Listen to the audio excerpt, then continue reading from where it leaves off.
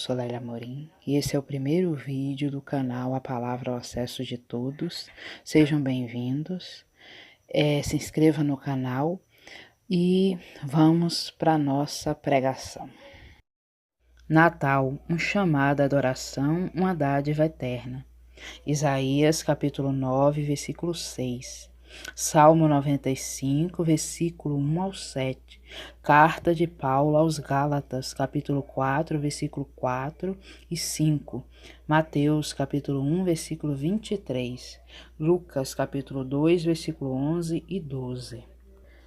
A paz do Senhor, irmãos e irmãs, e um Natal cheio de adoração e muita reflexão para todos vocês. Hoje vamos falar sobre o Natal. O Natal não começa em Belém, começa na eternidade. Antes da manjedoura houve uma promessa. Antes do choro de um bebê houve as vozes dos profetas. Antes dos presentes que estamos acostumados, houve um presente, o mais valioso, o mais importante, o maior de todos. O Natal bíblico não é um evento comercial, nem apenas uma celebração cultural, mas um ato soberano de Deus para salvar a humanidade, para nos salvar. Hoje e sempre o Espírito Santo nos chama a olhar o Natal com os olhos da Escritura e não apenas da tradição. O Natal é a revelação do Filho prometido. Isaías capítulo 9, versículo 6. Porque um menino nos nasceu, um filho se nos deu, e o principado está sobre os seus ombros, e o seu nome será maravilhoso, conselheiro, Deus forte, Pai da eternidade, príncipe da paz. Isaías profetiza cerca de 700 anos antes de Cristo, em um contexto de crise nacional e escuridão espiritual, quando Judá estava sob a ameaça da Assíria. As verdades centrais do texto, porque o menino se nos deu, menino, humanidade real, filho, divindade eterna, dom dado pelo Pai. Os títulos messiânicos revelam sua identidade. Os títulos do Messias prometido. Maravilhoso conselheiro, sabedoria divina. Aqui temos a revelação que o Messias seria conselheiro, que nos ensinaria e falaria sobre a sabedoria divina, e que realizaria maravilhas perante os homens. Os milagres de Jesus e seus ensinamentos, que aconteceu no Novo Testamento, como nós sabemos, e temos conhecimento. Deus forte, o próprio Deus guerreiro. Jesus, o próprio Deus que se fez homem. O Deus que fez os judeus vitoriosos diante dos seus inimigos. E vemos isso várias vezes no contexto bíblico. O Filho unigênito de Deus, uma das três pessoas de Deus. Pai da eternidade, a origem da vida, onde a vida se iniciou em Deus, não é? Príncipe da paz, reconciliação com Deus. O príncipe, filho de Deus e mediador, que veio para nos reconciliar com o Pai. Nenhum ser humano carregou esses títulos, somente Cristo. Vinde, cantemos ao Senhor. Cantemos com júbilo a rocha da nossa salvação. Apresentemo-nos ante a sua face, com louvores e celebremo-lo com salmos, porque o Senhor é Deus grande, é Rei grande acima de todos os deuses. Nas suas mãos estão as profundezas da terra, as alturas dos montes são suas. Seu é o mar, pois ele o fez, e as suas mãos formaram a terra seca. Ó, vinde, adoremos e prostremo-nos, ajoelhemos diante do Senhor que nos criou, porque Ele é o nosso Deus, e nós, povo do seu pasto e ovelhas da sua mão, se hoje ouvirdes a sua voz. O Salmo 95 é um hino de entronização, um chamado coletivo à adoração do Deus que reina. No hebraico, o verbo vinde, ershu, aparece de forma imperativa. Deus convoca o seu povo à adoração. O salmista apresenta 3 fundamentos para a adoração. Quem Deus é, versículo 3, o Senhor é o grande Deus. O que Deus governa, versículo 4 e 5, criação inteira. A quem pertencemos, versículo 7, povo do seu pasto. No Natal, esse Deus entra na criação que governa. O Salmo 95 nos determina que nos ajoelhemos diante do nosso Rei Jesus, que governa toda a criação. E foi nessa noite que nasceu o nosso Rei, o Messias prometido, que deu a vida por nós. Então devemos adorá-lo, nos curvar diante dele. Então vinde, adoremos o Deus menino, o Messias, o nosso Salvador, nosso Senhor Jesus. Pois o Salmo 95 encontra seu cumprimento em Cristo, quando o Rei Eterno se faz homem para nos salvar. O Natal não começa com presentes, mas com postura de adoração. Adorar não é apenas cantar, é submeter o coração. Muitos celebram o Natal sem dobrar os joelhos ao rei, festejam, viajam, vão a shopping, ver o Papai Noel e se esquecem do verdadeiro Pai e do nascimento do nosso Senhor, e não adoram, não dobram o joelho para o verdadeiro Rei, e não ensinam para as crianças, os pequeninos, o verdadeiro significado do Natal. E você está celebrando o Natal como adorador ou apenas como espectador? Você já contou para seu filho o verdadeiro significado do Natal? Então, meus irmãos, prostremo-nos, entendemos que o Natal é quando o tempo de Deus chegou. E vemos isso em Gálatas, capítulo 4, versículo 4 ao 5. Mas vindo a plenitude dos tempos, Deus enviou seu Filho, nascido de mulher, nascido sobre a lei, para remir os que estavam debaixo da lei, a fim de recebermos a adoção de filhos. Paulo não fala de pastores, estrelas e manjedoura. Ele fala de tempo, missão e redenção. Gálatas nos mostra o significado mais profundo do Natal. A carta de Gálatas foi escrita para explicar a diferença entre viver como escravo e viver como filhos.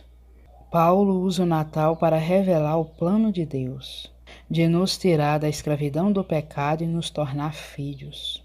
O Natal acontece no tempo perfeito de Deus. Paulo diz: vinda a plenitude do tempo. O Natal não foi acidente, não foi improviso, não foi emergência. Deus esperou o tempo certo. Estradas romanas facilitavam a comunicação. Uma língua comum, o grego. Expectativa messiânica viva. Todos esperavam o Messias prometido. Talvez você esteja esperando algo na sua vida. O Natal nos ensina que Deus nunca atrasa. Ele age no tempo certo. Deus enviou seu Filho. O Natal é uma iniciativa divina e não humana. O texto não diz o homem procurou a Deus, mas diz Deus enviou seu Filho. O Natal é Deus descendo até nós. Não foi Maria quem decidiu o plano, não foi José quem idealizou, não foram os pastores que pediram. Se você é convertido, sua salvação começou em Deus. Se você ainda não se converteu, Deus já deu o primeiro passo em sua direção. Aqui chegamos à conclusão de que o Natal nos revela um Salvador que se fez como nós. Nascido de mulher, nascido sobre a lei. Nascido de mulher nos revela que Jesus foi verdadeiramente humano. Nascido sobre a lei, Jesus entrou em nossa condição. Pois Jesus sentiu fome, sentiu dor, chorou e obedeceu à lei que nós quebramos. Por isso, meus irmãos, Jesus entende sua dor, sua luta, suas dúvidas. O Natal revela que Deus conhece nossa realidade por dentro. O objetivo do Natal é nos libertar e nos dar uma nova identidade, para resgatar e para que recebêssemos a adoção. No regime romano, escravos não tinham nome, nem herança. Já um filho adotado recebia direitos plenos. Então, o Natal não é apenas sobre perdão, é sobre pertencimento. Deus não apenas nos salva do pecado, Ele nos recebe como filhos. O Natal é o tempo certo de Deus, iniciativa do amor divino, encarnação do Filho, a redenção dos pecados e a adoção nossa como filhos. Para quem crê, viva como filhos e não como escravos. E para quem ainda não crê, esse Filho foi enviado por você. Pois o Natal não é Deus nos dando coisa, é Deus nos dando um filho. Então, meus irmãos, o Natal é Deus conosco. E Mateus 1,23 cita Isaías 7,14, conectando promessa e cumprimento. Isaías 7,14. Portanto, o mesmo Senhor vos dará um sinal. Eis que uma virgem conceberá, e dará à luz um filho, e será seu nome Emanuel. Mateus 1,23. Eis que a virgem conceberá e dará à luz um filho, e chamá-lo-ão pelo nome de Emanuel. Traduzido é Deus conosco. Emanuel, Deus conosco. Isso é símbolo, é encarnação real. No grego, o verbo habitar aponta para a presença contínua, relacionamento próximo. Deus que caminha com o homem.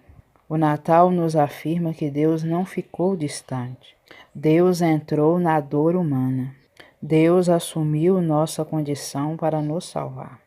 Pois Deus está conosco na dor, no pecado e na restauração.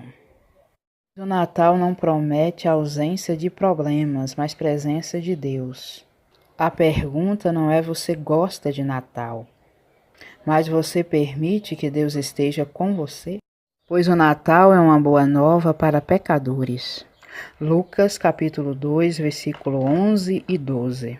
Pois na cidade de Davi vos nasceu hoje o Salvador, que é Cristo o Senhor. E isto vos será por sinal. Achareis o menino envolto em faixas e deitado numa manjedoura. A mensagem do anjo é proclamada a pastores, homens marginalizados naquela sociedade. Hoje vos nasceu o Salvador.